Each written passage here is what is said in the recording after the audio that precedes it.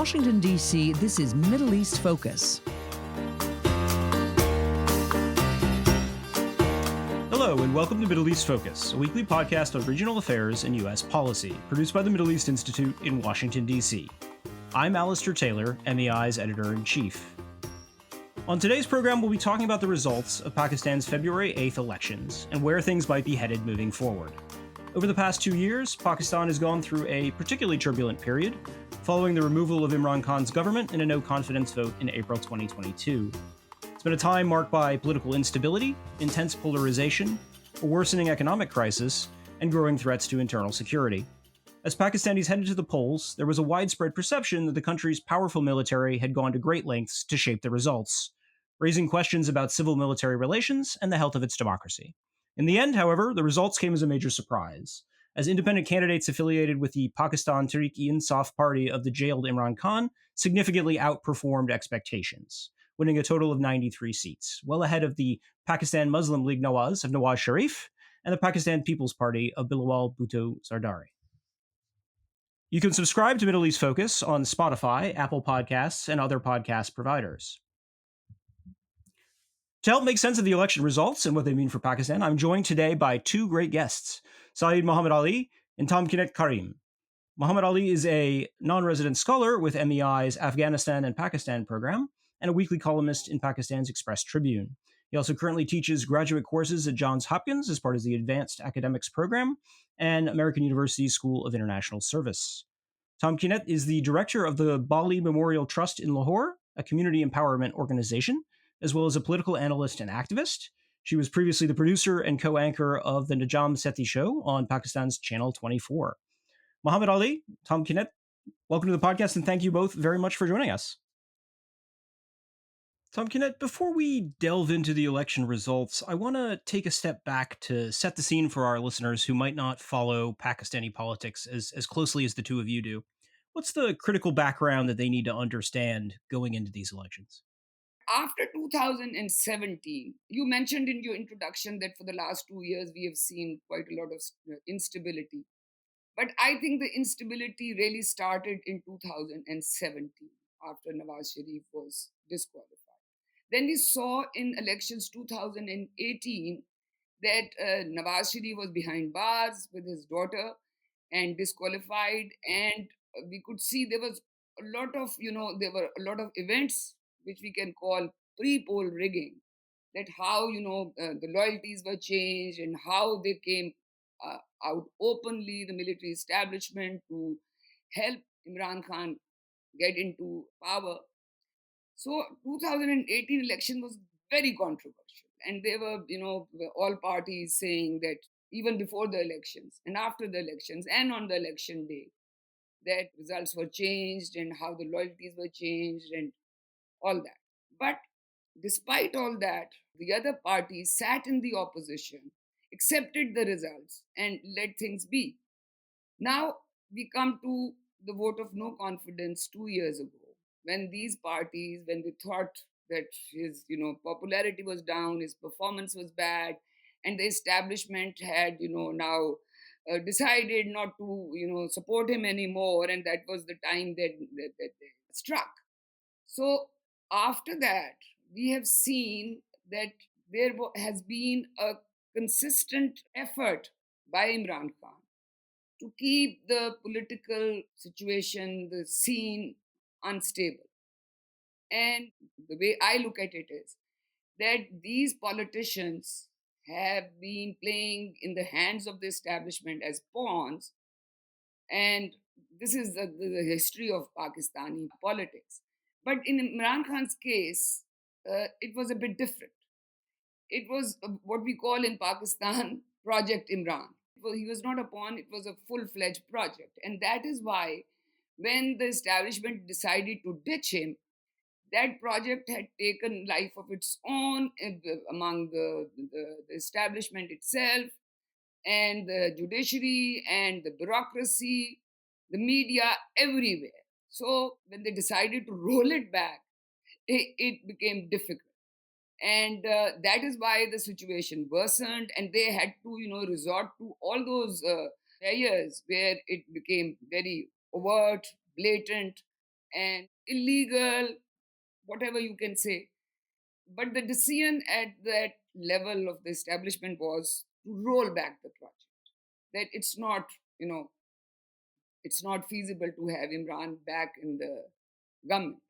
Now, on 8th of February 2024, you see that, his followers who have his vote bank still intact and very much charged by how Imran Khan has been treated, and his conviction, three convictions, one after the other, just before the elections, and other things also.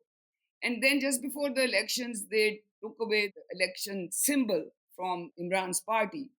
Even though it was legally, it is still, a debate here that whether they should have, done this on technical basis, considering what the situation is, and in the larger interest, national interest, they should have allowed. But they took away the symbol. Actually, because of these difficulties, the voter, was very committed, and they said, "This is our last chance. We are not allowed our symbol. We are not allowed rallies. We are not allowed to congregate. We are not allowed to do anything. So this is our last chance to, show our might." Tamkinet, how did things play out on election day and with the process of tallying the votes? On the election day, I went all over the city, and it was peaceful. There were these, parties, camps outside the polling stations, and people were gathering there. And there was one could see that there was a good turnout, but it was peaceful. But at night, when the election results were coming in, all of a sudden, around 10 o'clock at night, most of the results stopped coming. And before that, when there was, 5, 10% or 15% of the results coming in, it showed a trend that Imran's party was leading in most of the constituencies. But in the morning, when more results came in, started coming in, but the process was slow, the result process.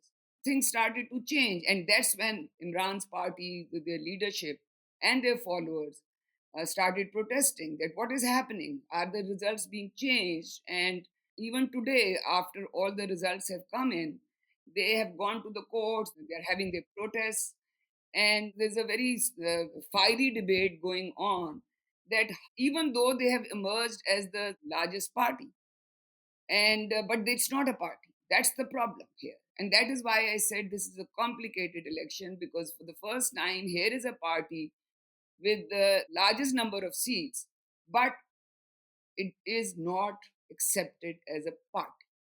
That's a really interesting point. Where does that leave the PTI then as a collection of independent candidates?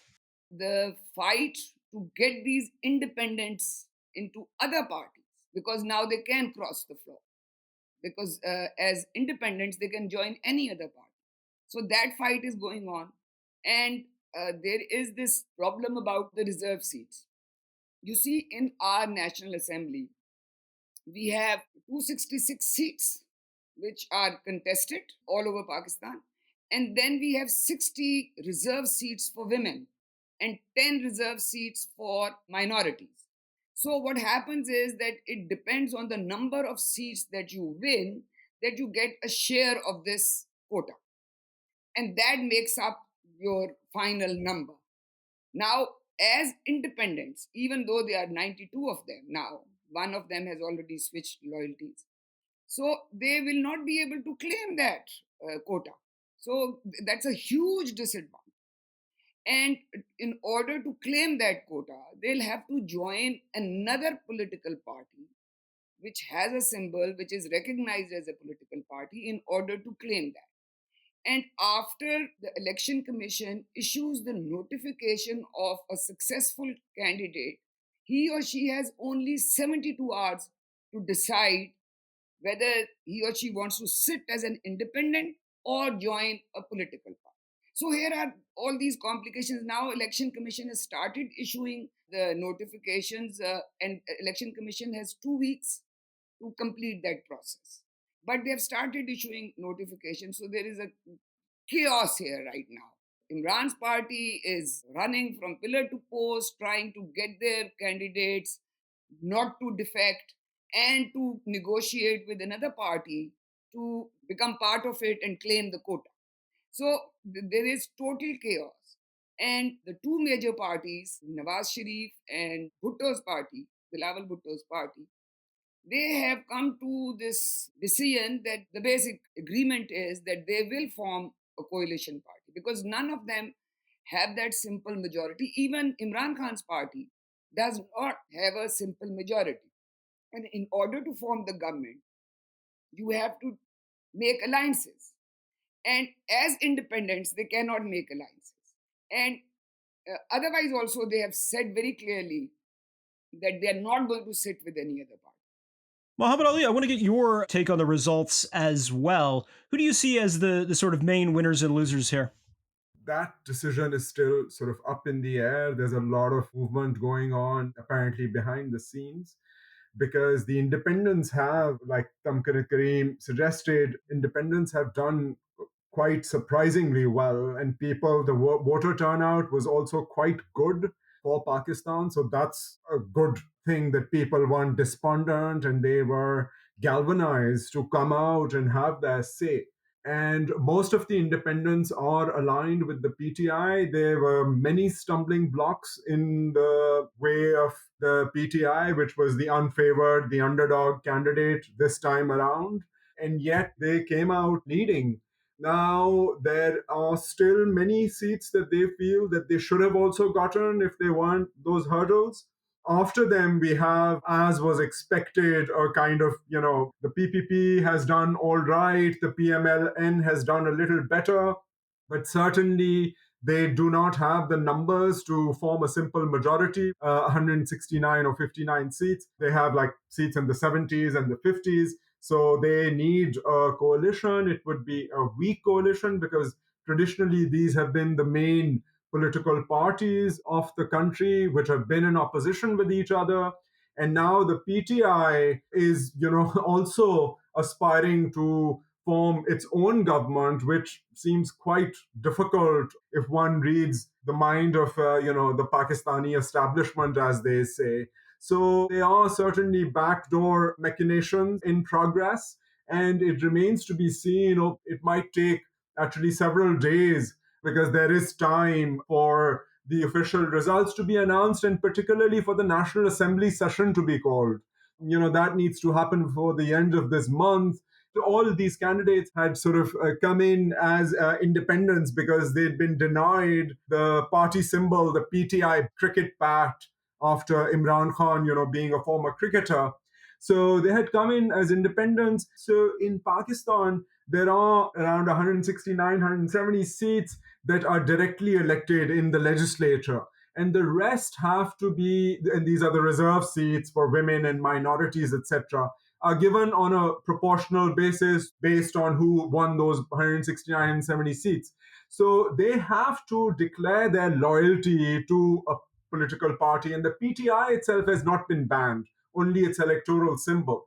So they will need to come out and, if they want to get those minority and reserve seats, they will need to come out and declare a political party, an alliance with the political party. And the PTI is right now refusing to play ball with any other political party. So, with now 90 plus seats, they don't have a simple majority. Are they going to sit in opposition? Are they going to sit in opposition with others? Will they somehow miraculously be able to gain a majority? I mean, there are some claims that they are also in negotiations to try and form the government.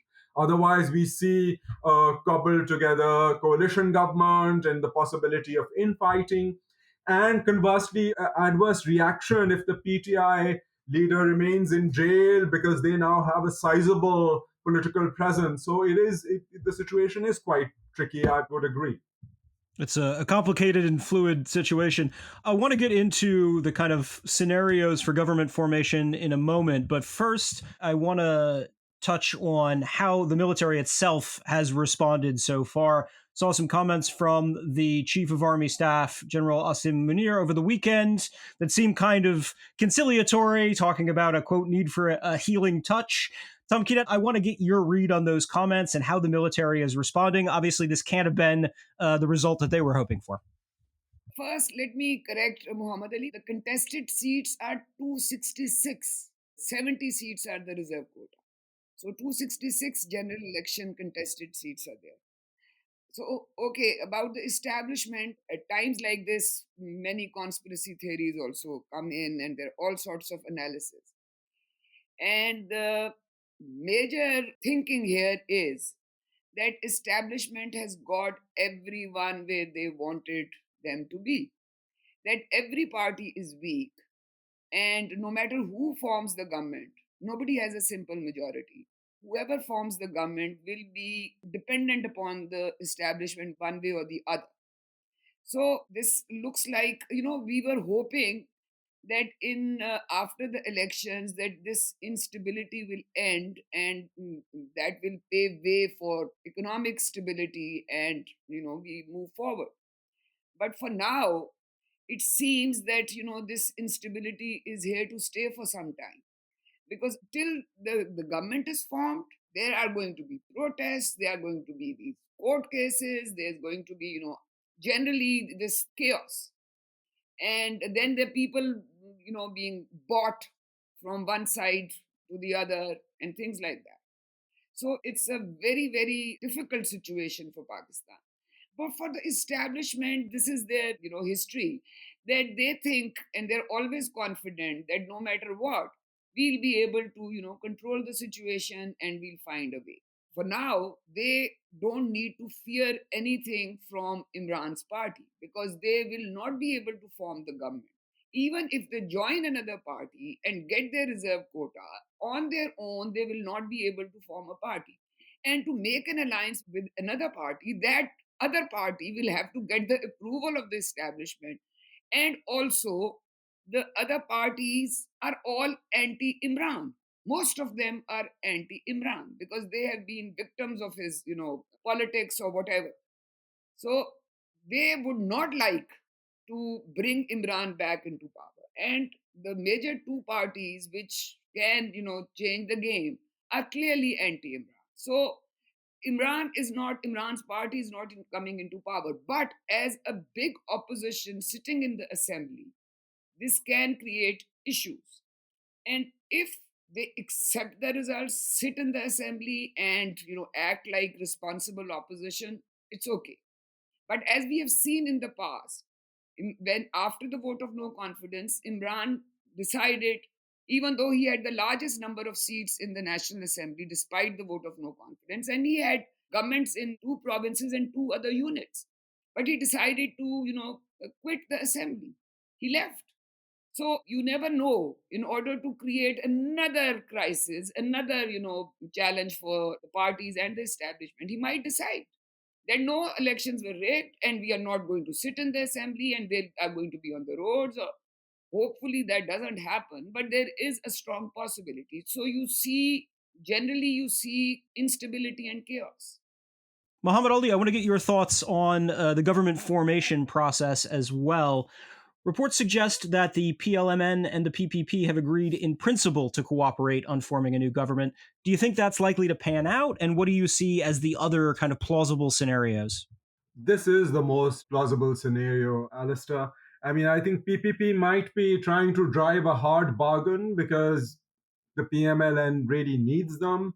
I mean, the other possibility, an unlikely possibility, is the PPP and PTI sitting together. I mean, there's as much love lost between the PPP and the PMLN than is with the PPP and PTI. The PMLN and the PPP did come together, the strange bedfellows, after the dismissal of the Imran Khan government, but that was for a very short period. I don't think that they'll be able to keep it together for the next 5 years. But at least for now, that is a much more likely scenario than the PTI coming in the PPP joining the PTI, because it will not be something that the establishment will be inclined towards, and the PPP will probably not want to diminish its own prospects. These are the two possibilities for forming a coalition. And so, in that sense, the situation is going to remain tricky. And the other danger is that, if the PMLN and PPP do get together, then what's going to happen? So, talking to people on the ground, particularly the ones who are sort of ardent supporters of the PTI, there is no mood for reconciliation. There is no inclination to want to sit in the opposition benches. And that is what's going to then create further restiveness, right? So this kind of feared polarization causing greater instability. And those are real concerns after these contested elections. And that's the stuff to kind of watch out for. And one wonders how these next few months are going to unfold. But it doesn't seem like we're going to have political stability in the near future. Tamkinet, you spoke a little bit about the kind of potential options for the PTI moving forward, but I'm kind of curious more about the support base for the party. If the PMLN and the PPP do form a government, do you think the supporters, Khan supporters, are likely to feel their kind of votes have been thrown out, like they're being ignored? Is that likely to lead to more popular unrest, do you think? Of course, they are going to resent it, they are going to hate it. But the thing is that what we saw last year, that the emotions were very high when there was this possibility of Imran Khan being arrested. They said that he's our red line, we will not allow him to be arrested, and they did all sorts of things. But after he was arrested, and after this May 9th, which is, the turning point in the present scenario, so after that, the establishment cracked down on the PTI supporters. They all went quiet. And he was arrested again, and there was nothing. There was not a peep from them because they were, there was a very harsh crackdown. And this is what has worked for the establishment to keep things, quiet for the last 8 months or so. So, what they think and what we hear is that once this coalition is formed, the establishment has already put in place the economic agenda, how things are going to work. So they'll have to toe the line. The parties will have to toe the line. That is already, given. That this is what IMF is saying. You have to follow whatever IMF is saying, and the military establishment has put in this body there in which they are also part of it to make the decisions, whether it's privatization, whether it's foreign investment or local investment. So they have already agreed before this caretaker government came in. These parties, People's Party and PMLN, had agreed to this body and agreed to all the future policies along with the establishment, that this is the way forward. So that's not the issue. The issue is, what is Imran Khan going to do? And they think that since he's behind bars, even if he tells his people to come out on streets, and this is the only thing he can do other than sit in the opposition, and that's okay with the establishment. They can sit in the opposition, raise objections, do whatever. But if he decides to quit the assembly and tells his supporters to come out in the street and protest, then the establishment thinks that they've done this before and they can do it now, and they can crack down, and they can, because there's already a fear factor here. During the election campaign, also, Imran's party, PTI, was not allowed to have these big rallies or congregations, and most of their candidates didn't even run a proper campaign, especially in Punjab. So they think that they have done this before successfully, they'll be able to control that.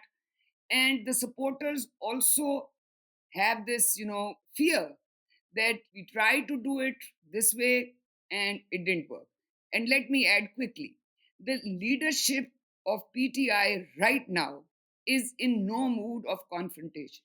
They have learned the hard way that by quitting assemblies, by protests, by taking on the establishment, we have damaged our party. Most of their top leadership has defected, they've gone. And these are new nobodies who are running this party. But these nobodies, most of them are lawyers, and there is this sense that we are not going to go that route again. So I think establishment is, making that estimated guess. Muhammad Ali, amid all the uncertainty, I want to turn now to the issue of how the results are being viewed abroad, starting with the US.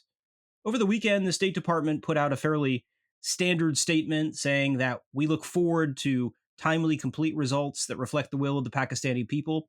How is Washington responding to the results, and how does that compare to its response to elections in other countries in the region? So yes, certainly, the international media over the past few days, particularly in Europe and in the US, has been noting the fact that there's perceptions of irregularity. The results are quite not evident yet. And this is an issue of concern. I think the US is kind of oscillating between, waiting to see how this unfolds, having, said that they will want to see the will of the Pakistani people represented. But beyond that rhetorical recognition, there is also this uncomfortable situation that the will of the people has brought the PTI, certainly as the most prominent political player now, popularly backed in the country. And their fall from grace was attributed by Imran Khan to foreign meddling, right? And he had pointed fingers at the US as having, sort of galvanized the no confidence against him. On the other hand, the US itself had, there was a sigh of relief here that the establishment had parted ways with Imran Khan and his increasingly assertive foreign policy preferences. So it is this kind of uncomfortable situation. And if one looks at the region, this is not the only place where the US is facing a complex situation. If we look at Bangladesh, essentially the main opposition political party had again boycotted elections, the second time that they've done so in the recent past. So essentially, it's brought back Sheikh Hasina again, and she has, over these past several years, turned essentially Bangladesh into a one-party system. In India, there has again been chances of, in June, the BJP coming back again on its sort of ethno-nationalist agenda. There is feelings of discomfort that in India is not the vanguard of democracy or the birthplace of democracy, as Modi has called it, but in fact, it might be an illiberal democracy. And yet the US remains very engaged with India, thinking of it as a counterbalance to China. Sri Lanka, the situation is again tricky with the economic downturn and the economic distress that the country is in. Elections are being delayed. The Rajapaksas, while they are out of power, still continue to exert power behind the scenes. So in South Asia, the democratic process is under stress, and it's in stress on multiple countries. And yet there is this great power competition that is also unfolding in the region. So that does make it a challenge for foreign policy makers that have to engage with these very populous, very important countries while they are going through this period of transition. Muhammad Ali, given the extent of Chinese investment in Pakistan, Beijing has a lot at stake in what happens with the elections and the next government.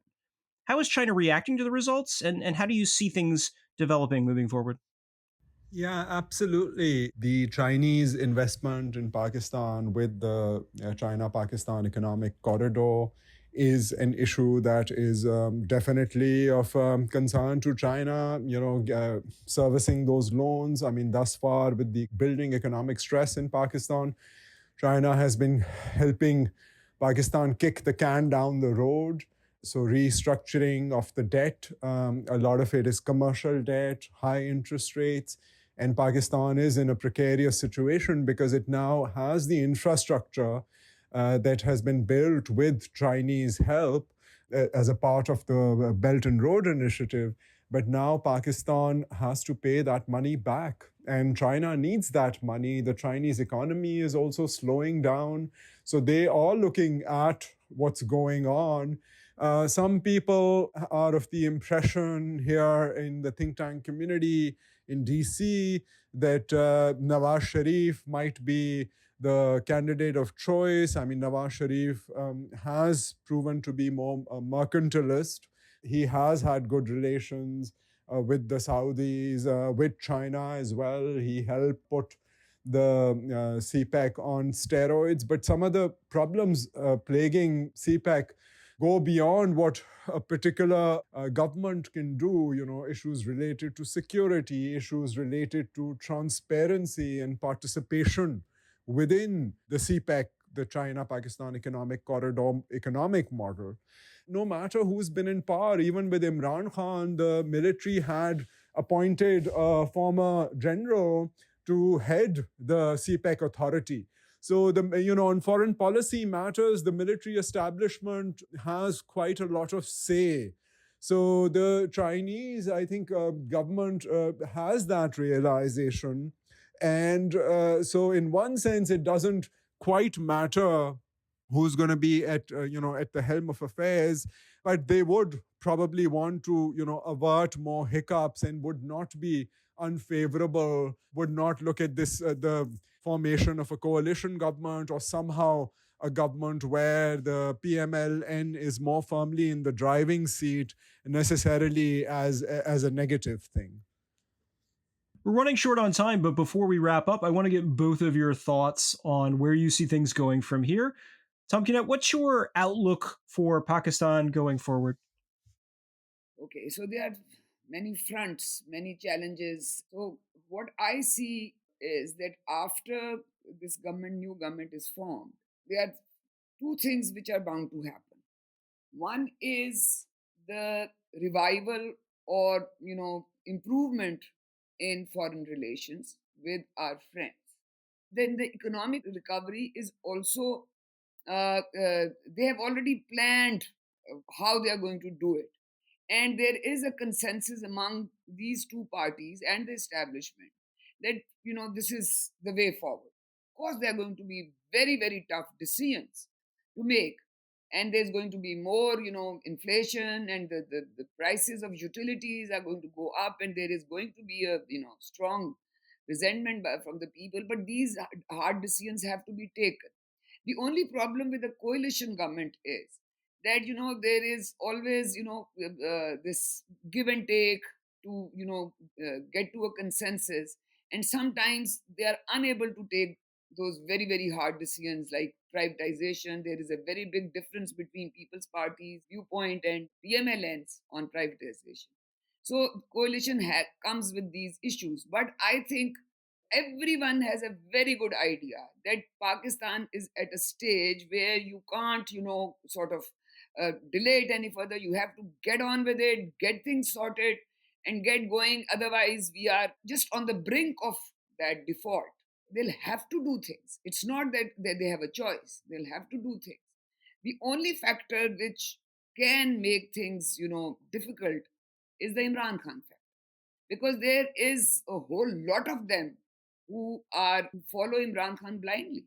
And if he sort of takes some route which is to create instability or chaos, then I don't know. But I feel that after this government comes in, takes over, and this, all this, the emotions sort of simmer down, they will be able to get moving.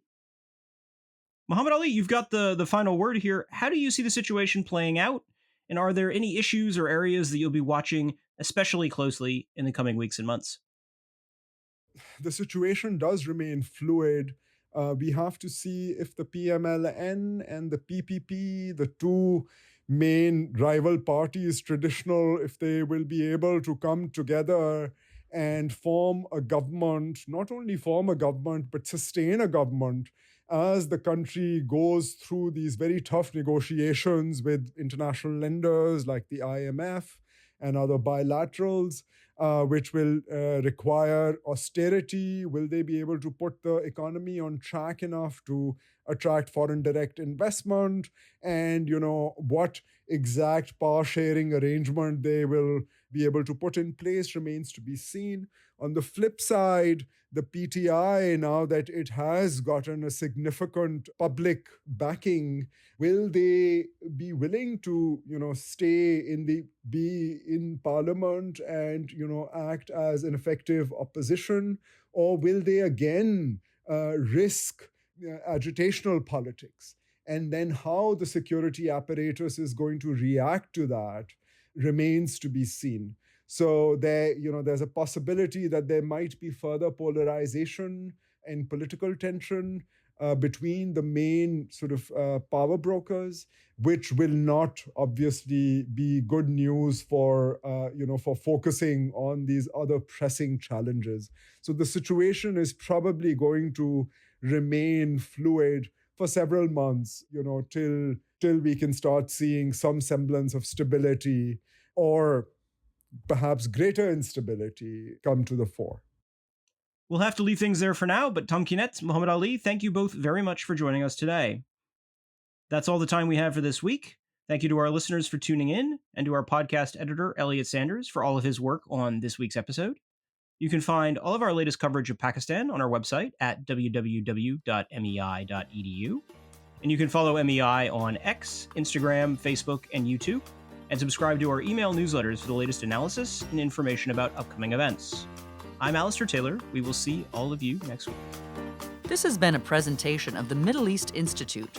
To support MEI's programs and podcasts, please donate at www.mei.edu. Thank you for your support.